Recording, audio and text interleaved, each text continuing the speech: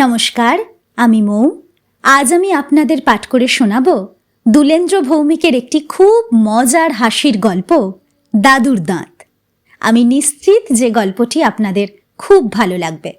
আর যদি আমার গল্প পাঠ আপনাদের একটুও ভালো লেগে থাকে তাহলে অবশ্যই আমার গল্প পাঠের সঙ্গে থাকবেন। ধন্যবাদ। শুরু করছি আমার আজকের গল্প পাঠ, দুলেন্দ্র ভৌমিকের খুব মজার হাসির গল্প, দাদুর দাঁত। আমার মাতামহ দেবেন্দ্র প্রতাপ গুহনিয়োগী ছিলেন রীতিমতো জাঁদরের লোক। আমি জন্মাবার পর থেকে আমার দাদুর নানা রকম কীর্তিকাহিনীর গল্প শুনে আসছি। ইংরেজ আমলে তিনি রায়বাহাদুর উপাধি পেয়েছিলেন।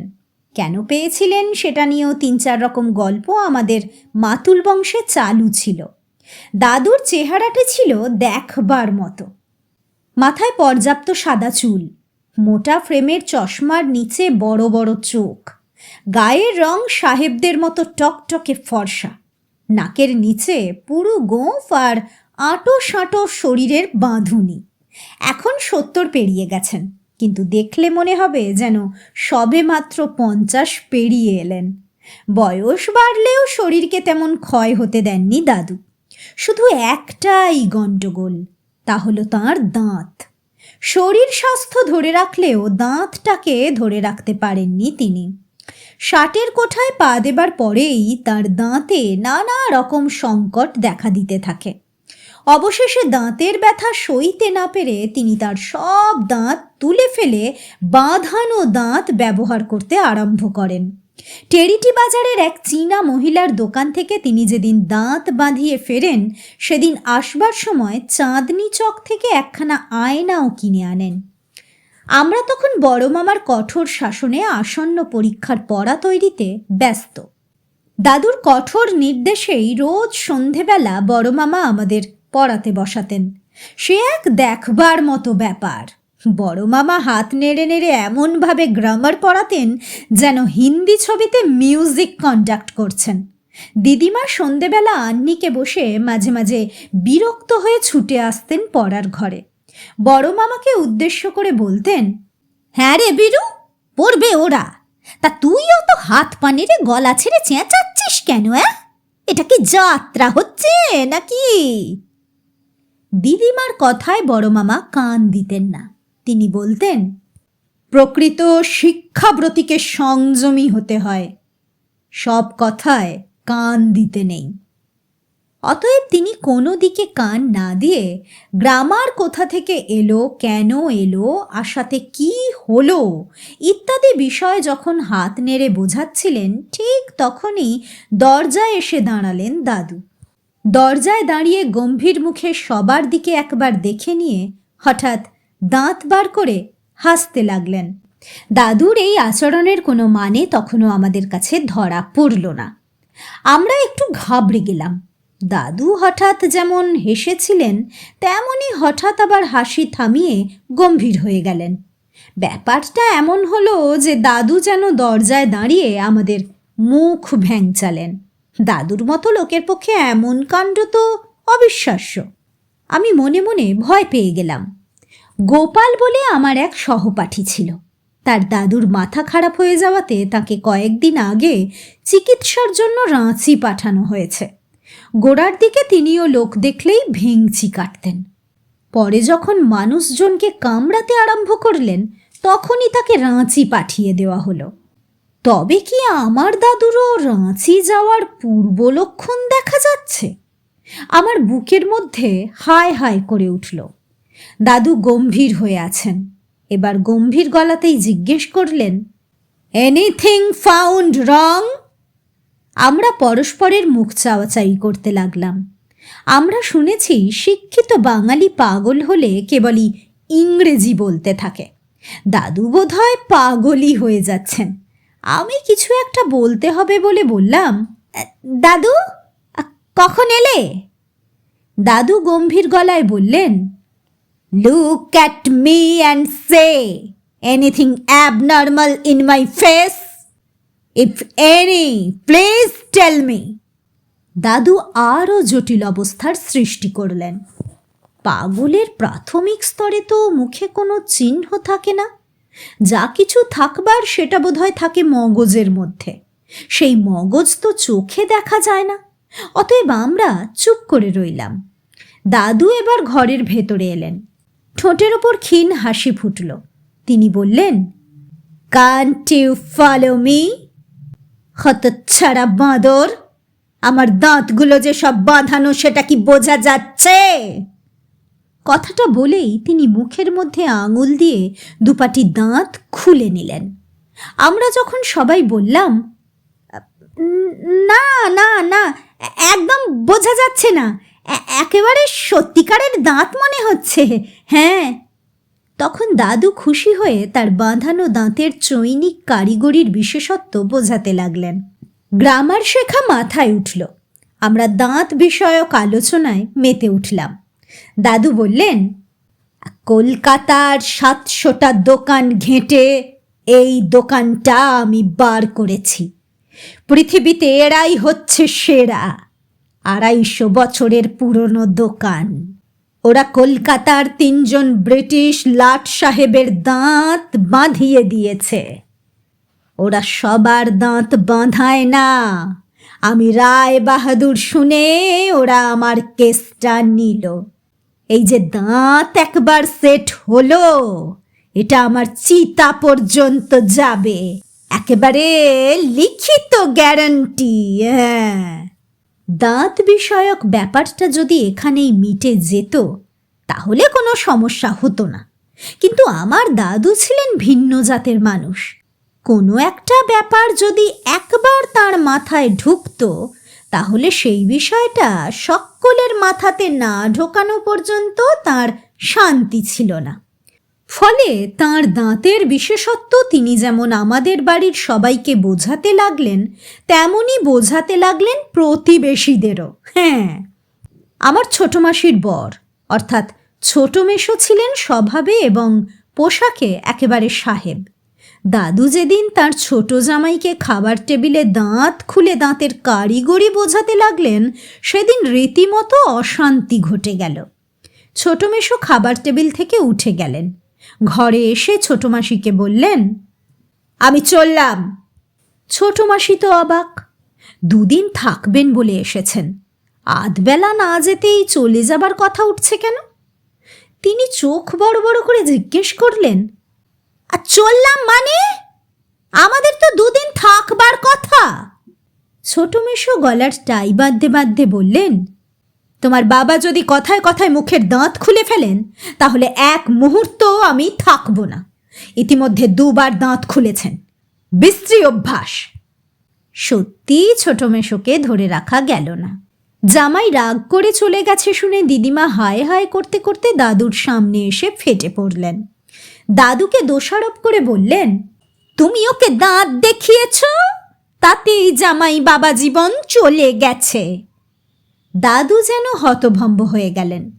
চোখ কপালে তুলে বললেন, লাঠি দেখালে কিংবা কুকুর লেলিয়ে দিলে মানুষ পালায়, বাঁধানো দাঁত দেখে জামাই পালালো কেন? দিদিমা তখন রাগে জ্বলছেন। মুখ ঝামটা দিয়ে বললেন, তোমার বাঁধানো দাঁতটা কি কাঞ্চনজঙ্ঘা নাকি মিশরের পিরামিড যে লোক এলেই দেখাতে হবে? নিজের দাঁত নিজের মুখে না রেখে হরদম এত বাইরে আনা কেন? তোমার এই জামাই তাড়ানো দাঁত আমি একদিন হামান দিস্তা দিয়ে গুঁড়ো করে দেব। দাদু বিচলিত হলেন না। চোখের চশমা খুলে খাপে ঢোকাতে ঢোকাতে বললেন, সে জামাইয়ের এ বাড়িতে আসবার দরকার নেই। ছোটখাটো অশান্তি প্রায়ই ঘটে যেত, তবুও দাদুকে বদলানো যায়নি। দাদু 62 বছর বয়সে দাঁত বাঁধিয়েছিলেন। পুরো 1টা বছর আমাদের আত্মীয় স্বজন পাড়া প্রতিবেশীকে দাদু আতঙ্কগ্রস্ত করে রেখেছিলেন। এমনকি দাদুর দাঁতের দৌলতেই 12 পুজোর চাঁদা আদায়কারীরা এই বাড়িটাকে সভয়ে ছাড় দিয়েছিল। কারণ প্রথম চাঁদা আদায়কারীর দলটিকে তিনি দাঁত আর বাঁধানো দাঁতের তফাৎ গুণাগুণ চৈনিক দন্ত বিশেষজ্ঞের বিশেষত্ব, নিজের দাঁতের মহিমা ইত্যাদি বিষয়ে এত দীর্ঘক্ষণ ধরে হাতে কলমে বুঝিয়েছিলেন যে তারা 5 টাকা চাঁদা আদায়ের পরিবর্তে বাড়ি ছেড়ে দ্রুত প্রস্থান করাটাই অধিক শ্রেয় মনে করেছিল। শুধু যে বাড়ির ছোট জামাই আর চাঁদা আদায়কারীরা পালিয়ে বেঁচেছিল তাই নয়, আমার মামাতো বোন মিনুর গানের মাস্টার ধীরেনবাবুও একদিন পত্রযোগে বড় মামাকে জানালেন, মাননীয় বীরুবাবু, আপনাদের গৃহে যাইয়া গত 1.5 বৎসরের অধিককাল আমি আপনার কন্যাকে সঙ্গীত বিষয়ে শিক্ষাদান করিতেছিলাম। এ যাবৎকাল এই শিক্ষাদানে কোনরূপ বিঘ্ন ঘটে নাই, শুধুমাত্র শীতকালে মশকের উৎপাত ছাড়া আর কোনো অভিযোগ ছিল না। আমি যখন সকণ্ঠে আপনার কন্যাকে সরগম শিক্ষা দিতাম, তখন প্রতি শীত ঋতুতেই গড়ে 2-3টি করিয়া মশক আমার উন্মুক্ত মুখগহ্বরে অবলীলায় প্রবেশ করিত, কিন্তু আর বাহির হইতে পারিত না। মশক ভক্ষণ করিয়াও গত 1.5 বৎসর নিষ্ঠা সহকারে সঙ্গীত শিক্ষা দান করিয়া আসিয়াছি, কিন্তু এইবার সত্যিই আমি অপারগ। আপনার শ্রদ্ধেয় পিতা ঠাকুর সম্প্রতি যে নতুন দন্তপাটি পরিধান করিয়াছেন তাহা দেখিতে অতীব সুন্দর, তাতে সন্দেহ নাই, কিন্তু সেই দন্তই আমার সঙ্গীত শিক্ষার আসরে প্রবল অন্তরায় হইয়া উঠিয়াছে। ওই দন্ত যদি আমাকে দংশন করিত তাহা হইলেও এতখানি বিচলিত হইয়া এই পত্র লিখিতাম না। রায়বাহাদুর মহাশয় দন্তের মহিমা কীর্তন করিতে করিতে দন্তপাটি খুলিয়া লইয়া দেখাইতেন। কাহারও খোলা দাঁত দর্শন করা খুব নয়ন সুখকর ব্যাপার বলিয়া আদৌ মনে হয় না, তবুও দেখিতাম। কিন্তু যেদিন রায়বাহাদুর মহাশয় তাহার দন্তপাটি খুলিয়া আমার গানের খাতার উপর রাখিলেন এবং আমার স্বরলিপির সেই পবিত্র পৃষ্ঠা আপনার পিতা ঠাকুরের দন্তপাটির স্পর্শে সিক্ত হইয়া উঠিল, তখনই বুঝিলাম আমার সঙ্গীত সাধনায় এবার মোক্ষম কামড় পড়িয়াছে। আমার আশঙ্কা হইল, এমনও দিন ভবিষ্যতে আসিতে পারে যেদিন হয়তো আপনার পিতা ঠাকুর তাহার অতি প্রিয় দন্তপাটি জোড়া আমার ললাটে স্থাপন করিবেন। তাই মনে মনে প্রমাদ গণিলাম এবং আপনার কন্যাকে সঙ্গীত শিখাইবার চাকরি হইতে অবসর লইলাম। অতঃপর কোথাও কোনো গৃহে সঙ্গীত শিখাইবার দায়িত্ব লইবার আগেই দেখিয়া লইব উক্ত গৃহে কাহারও দন্তপাটি নকল কিনা। গানের মাস্টারমশাই চলে যাওয়াতেও বাড়িতে কম অশান্তি হলো না। মিনু তো কেঁদে কেটে অন্ন জল ত্যাগ করল। অগত্যা দাদুকেই কাগজে বিজ্ঞাপন দিতে হলো গানের মাস্টারের জন্য। বক্স নাম্বারে বিজ্ঞাপন দেওয়া হয়েছিল, বিস্তর চিঠি এলো। চিঠিগুলো বাঁচতে দেওয়া হলো আমার বাবাকে। বাবা কালে ভদ্র এ বাড়িতে আসতেন, তাঁর ছিল বাইরে বাইরে ঘোরার চাকরি। তিনি বেছে বেছে 5 জনকে ডাকলেন। ইন্টারভিউ নেওয়া হচ্ছিল ছোট মাসির বাড়িতে। যোধপুর পার্কের সেই বাড়িতে সেদিন দাদুও উপস্থিত। দাদু উপস্থিত বলেই ছোট মেশো বাড়িতে নেই। ইন্টারভিউ দিতে প্রথমেই এলেন সেই ধীরেনবাবু। তিনি সবেমাত্র বসেছেন। সঙ্গীত বিষয়ে তাঁর অভিজ্ঞতার কথা বলতে গিয়ে একটি রাগাশ্রয়ী গান গাইতে যাবেন। কেবল সা রে গা পর্যন্ত আওয়াজ তুলেছেন। ঠিক তখনই ঘরে ঢুকলেন দাদু। ধীরেনবাবু গাতেই থেমে রইলেন এক মুহূর্ত। তারপর বাঘ দেখে হরিণ ছানার যেমন অবস্থা হয় তেমন অবস্থায় তিনি তাড়াতাড়ি গানের খাতাটি তুলে নিয়ে, ও আপনি, শুধু এই বাক্যটুকু উচ্চারণ করেই এক লাফে দরজা পেরিয়ে গেলেন। আমরা পেছন থেকে ধীরেনবাবু, ও ধীরেনবাবু বলে কাতর কণ্ঠে ডাকাডাকি করতে লাগলাম, কিন্তু ধীরেনবাবু একটিবারও পিছন ফিরে তাকালেন না। বছরখানেক পর অবশ্য দাঁত নিয়ে দাদুর বাড়াবাড়িটা কমে এলো। মাঝে মধ্যে প্রসঙ্গটা তুলতেন, কিন্তু সেটা তেমন মারাত্মক কিছু নয়। 62 থেকে 70 এই 8 বছরে দাঁত নিয়ে প্রথম বছর যা ঘটেছে তা বাদ দিলে আর বড় রকমের কোনো ঘটনা তিনি ঘটাননি। তবে সুযোগ পেলে দাঁতের গল্পটা তিনি করেই যাচ্ছেন। শুধু গত বছর বাড়িতে কালী পুজোর সময় পুরোহিতের সঙ্গে যখন দাঁত নিয়ে আলোচনা চলছে, তখন পুরোহিত মশাই বলেছিলেন, আমার দাঁতও বাঁধানো, সেটাও বেশ চমৎকার। পুরোহিতের দাঁতের চাইতে আমার দাদুর দাঁত যে আরও চমৎকার এবং সে দাঁতের সঙ্গে যে জগতের আর কোনো দাঁতের তুলনা চলতেই পারে না সেটা বোঝাবার জন্য তিনি যথারীতি নিজের দাঁত খুলে ফেলেছিলেন এবং খোলা দাঁত হাতে প্রায় চ্যালেঞ্জ করার ভঙ্গিতে বলেছিলেন, খুলুন খুলুন, দেখি আপনার দাঁত। কার সঙ্গে কার তুলনা করছেন সেটা আপনাকে বুঝিয়ে দিচ্ছি। পুরোহিত মশাই বিব্রত। দাদু ততক্ষণে আরেক পাটি দাঁত খুলে ফেলেছেন। ঠিক সেই সময় ঢাকের আওয়াজ ছাপিয়ে পুরোহিতের কাতর আর্তনাদ ভেসে এলো। এইটা এইটা কি করলেন? আরে মশাই, এটা কি করলেন? পুজো পণ্ড করলেন, সর্বনাশ কইরা সারলেন। আমরা হুড়োহুড়ি করে দৌড়ে গিয়ে দেখলাম দাদু উত্তেজনার বশে ভুলক্রমে তাঁর এক পাটি দাঁত পুরোহিত মশাইয়ের জলপূর্ণ কোষার মধ্যে ডুবিয়ে রেখেছেন। আর এই ঘটনা দেখে উত্তেজিত পুরোহিত মশাই তাঁর আসনের ওপর লাফাচ্ছেন আর বলছেন, অনাচার অনাচার হইয়া গেছে, অনাচার হইয়া গেছে, অনাচার। দিদিমার কানে খবরটা যাবার আগেই নতুন কোষাকুষি আনিয়ে পুজোর ব্যবস্থা করতে হলো। গত বছরের এই ঘটনাটুকু বাদ দিলে আর তেমন কিছু ঘটেনি। দাঁত নিয়ে গুরুতর ঘটনাটা ঘটল মাত্র কয়েকদিন আগে। দাদু রোজ বিকেলে গিলে করা পাঞ্জাবি, তাঁতের চওড়া পাড়, ধুতি আর নিউ কাট জুতো পরে বেড়াতে যান। কোনো পার্কে টার্কে তাঁর যাওয়ার অভ্যাস নেই। তাছাড়া ধারে কাছে তেমন ভালো পার্কও নেই।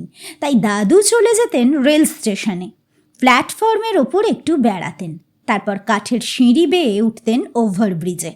ওভারব্রিজের মাঝখানে দাঁড়ালে গায়ে খুব হাওয়া লাগে। আমি দাদুর সঙ্গে বার দুই ওভারব্রিজে উঠে দেখেছি দাদুর একটি বিচিত্র অভ্যাস আছে। লাইন দিয়ে কোনো মালগাড়ি গেলে তিনি দু হাতে ব্রিজের রেলিং চেপে ধরে ঝুঁকে পড়ার ভঙ্গিতে নিচে তাকাতেন এবং মালগাড়ির বগি গুনতেন। আমি সঙ্গে থাকলে আমাকেও গুনতে বলতেন, কিন্তু আশ্চর্য, আমাদের দুজনের গণনা কখনোই একরকম হতো না। আমি যদি বলতাম 56, দাদুর তাহলে হতো 57, না হয় 55। সেদিন বিকেলে আমি আর দাদু ওভারব্রিজে দাঁড়িয়ে দাঁড়িয়ে হাওয়া খাচ্ছি। রোজ এ সময় একটা মালগাড়ি যায়। মালগাড়ির যাওয়া নিয়ে আমার কোনো চিন্তা ছিল না, বরং না এলেই আমি খুশি হই।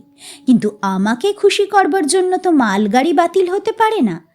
অতএব কিঞ্চিত বিলম্বে এলেও শেষ পর্যন্ত মালগাড়িটা এসেই গেল। দাদু যথারীতি রেলিংয়ের ওপর ঝুঁকে মুখ নিচের দিকে নামিয়ে বগি গুনতে আরম্ভ করলেন। দাদুর পাশে দাঁড়িয়ে আমাকেও তাই করতে হলো। দাদু আরম্ভ করলেন, 1, 2, 3, 4। আমি অবশ্য গুনছিলাম না। দাদুরটা শুনেই বলে দিতে পারবো বলে আমি শুধু গোনার ভান করে যাচ্ছিলাম। দাদু ততক্ষণে গুনে চলেছেন, 35, 36, 37। আমি দাদুকে শুনিয়ে একবার বললাম 41।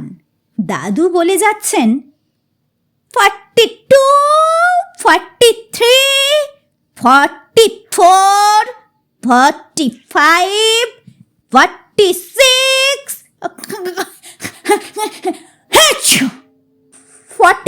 47। 7টা আর উচ্চারণ করতে পারলেন না। তার আগেই প্রায় আর্তনাদ করার ভঙ্গিতে বলে উঠলেন, সর্বনাশ হয়ে গেছে রে, সর্বনাশ হয়ে গেছে। আমি বললাম, কি হলো? দাদু বিমর্ষভাবে ঠোঁট ফাঁক করে দেখালেন। আমি দেখলাম দাদুর ওপরের পাটির দাঁত উধাও। আমি অবাক গলায় জিজ্ঞেস করলাম, দাদু, তোমার দাঁত কোথায়? ব্রিজের নিচ দিয়ে তখনও মালগাড়িটা চলে যাচ্ছে। দাদু আঙুল দিয়ে সেই চলমান গাড়িটা দেখিয়ে বললেন, ওরে কোনো খোলা বগিতে পড়ে গেছে। আমার বিস্ময়ের ঘোর তখনও কাটেনি। আমি বললাম, সে কি, ওখানে গেল কেমন করে? দাদু বললেন, আর নিচু হয়ে গুনতে গুনতে হঠাৎ হাঁচি এসে গেল। হাঁচি দেবার সময় দাঁত খুলে নিচের একটা খোলা বগিতে পড়ল। আমি বললাম, এখন কি হবে? দাদু একটু চিন্তা করে বললেন, 46-এর সময় হাঁচিটা আসে। হ্যাঁ, দাঁত ওই 46 নাম্বার বগিতেই পড়েছে। চল তো একবার স্টেশন মাস্টারের কাছে যাই। স্টেশন মাস্টার দাদুর বিশেষ পরিচিত। দাদুকে দেখে বেশ খাতির করলেন। দাদু বললেন, এই মালগাড়িটাকে একটু থামানো যায়? স্টেশন মাস্টার অবাক হলেন। এরকম অনুরোধ বোধহয় তাঁর চাকরি জীবনে তিনি কখনো শোনেননি। তিনি বললেন, কেন, কি হয়েছে? দাদু চেয়ারে বসে পড়ে হতাশ গলায় বললেন, সর্বনাশ হয়েছে। ওভারব্রিজের ওপর থেকে হাঁচি দিতে গিয়ে ওপরের পাটির দাঁত খুলে পড়ে গেছে মালগাড়ির বগিতে। ওটা আমাকে এনে দিতে হবে। স্টেশন মাস্টার চেয়ার ছেড়ে তড়াক করে লাফিয়ে উঠলেন। বললেন, কি পড়েছে? দাঁত? আপনার দাঁত মালগাড়ির বগিতে? সেটা কি করে সম্ভব? দাদু টেবিলে চড় মেরে বললেন, আলবাত সম্ভব। হাঁচির ঝটকায় দাঁতটা খুলে গেছে, ওটা উদ্ধার করে দিতে হবে। স্টেশন মাস্টার চেয়ারে বসতে বসতে বললেন, নিয়ম নেই। যদি কোনো মূল্যবান জিনিস হতো, মানে যাকে বলে ভ্যালুয়েবল আর্টিকেল, ধরুন আপনার অ্যাটাচি কেস, কোনো সুটকেস, ট্রাঙ্ক, না না না না না, তাও বা চলমান গুডস ট্রেনে কেমন করে যাবে? দাদু এবার ক্ষেপে গেলেন। বললেন, তোমাদের কেমন আইন? হ্যাঁ, দাঁতের চাইতে অ্যাটাচি কেস হচ্ছে ভ্যালুয়েবল আর্টিকেল। দাঁত থাকতে দাঁতের মর্ম বুঝতে পারছো না? এটা তো হিউম্যান প্রপার্টি। এটার জন্যে কেন মালগাড়ি দাঁড় করানো হবে না? দাদুর গর্জনে এবং পীড়াপিড়িতে স্টেশন মাস্টার ফোন করলেন কল্যাণী স্টেশনে। গোটা বৃত্তান্ত শোনার পর ওদিক থেকে কি উত্তর এলো সেটা শোনা গেল না বটে, কিন্তু স্টেশন মাস্টারের মুখ দেখে বোঝা গেল খুব মধুর কোনো উত্তর আসেনি। টেলিফোন নামিয়ে রেখে স্টেশন মাস্টার বললেন, আমি দুঃখিত, আমি আপনার দাঁত উদ্ধার করতে অক্ষম। দাদু বললেন, আমি জানতাম তোমার দ্বারা হবে না। আমি বাড়ি গিয়ে আজই তোমাদের কমার্শিয়াল সুপারিনটেন্ডেন্টকে চিঠি লিখে কমপ্লেন করছি। হ্যাঁ, দাঁত আমার চাই। তুমি খালি গাড়ির নাম্বারটা বলো। বাড়ি ফিরে দাদু শুরু করলেন চিঠি লেখা। বলাই বাহুল্য, সেই চিঠির কোনো জবাব এলো না। দাদু গেলেন ভীষণ চোটে। এবার লিখলেন রেলের জেনারেল ম্যানেজারকে। ম্যানেজার দাদুকে কি উত্তর দিয়েছিলেন জানি না, অনুমানে বুঝতে পারি আশাপ্রদ তেমন কিছু নয়। দাদুও থামবার পাত্র নন। তিনি প্রশ্ন করলেন, প্রপার্টি হিসেবে রেল কেন আমার দাঁতকে গণ্য করবে না? ভারতীয় রেল যদি দাঁতের মর্ম না বোঝে, তাহলে এর চাইতে পরিতাপের বিষয় আর নেই। দাঁত খোয়া যাবার পর দাদুর সারা দিনের কাজ হলো কেবল চিঠি লেখা। পুরনো একটা টাইপরাইটার মেশিন পর্যন্ত কিনে ফেললেন। দাঁত উদ্ধারের জন্য দাদুর তৎপরতা এমন জায়গায় গিয়ে পৌঁছলো যে পাড়া প্রতিবেশী, আত্মীয়, বন্ধু সবাই একবার দাদুকে দেখে যেতে লাগলেন এবং একই প্রশ্ন করতে লাগলেন, দাঁত পেলেন? দাঁত পেলেন? দাদুর ঘরে তখন চিঠিপত্র রাখবার জন্য গোটা 10 ফাইল এসে গেছে। রেল মন্ত্রকের নানা দপ্তরে তিনি চিঠি দিয়েছেন, এমনকি রেলমন্ত্রীকেও। প্রধানমন্ত্রী এবং রাষ্ট্রপতিকেও চিঠি দেবার কথা তিনি ভেবেছেন। যদি তাতে কোনো ফল না হয়, তাহলে রেলের বিরুদ্ধে মামলা করা যায় কিনা তাই নিয়ে যখন তিনি ভাবছেন, তখন একদিন সকালে স্টেশন মাস্টার শাল পাতার ঠোঙায় করে দাদুর দাঁত নিয়ে এসে হাজির হলেন। আমরা সবাই একেবারে হুমড়ি খেয়ে পড়লাম দাদুর দাঁত দেখবার জন্যে। দাদু অন্য পার্টির সঙ্গে মেলালেন, আমাদের সবার মতামত নিলেন। অবশেষে চোখ পিটপিট করতে করতে বললেন, দাঁতটা ঠিক চেনা মনে হচ্ছে না, একটু অন্যরকম লাগছে। স্টেশন মাস্টার সঙ্গে সঙ্গে বলে উঠলেন, লাগবেই তো, দাঁতটা কত মিটার ট্রেন জার্নি করে এলো সেটা ভেবে দেখেছেন? ওটা এলো মোগলসরাই থেকে, ধকল গেছে তো। দাদুর সন্দেহ তবু গেল না। দাঁতটা সরিয়ে রেখে বললেন, তবু শিওর হওয়ার জন্য কিছুটা সময় লাগবে।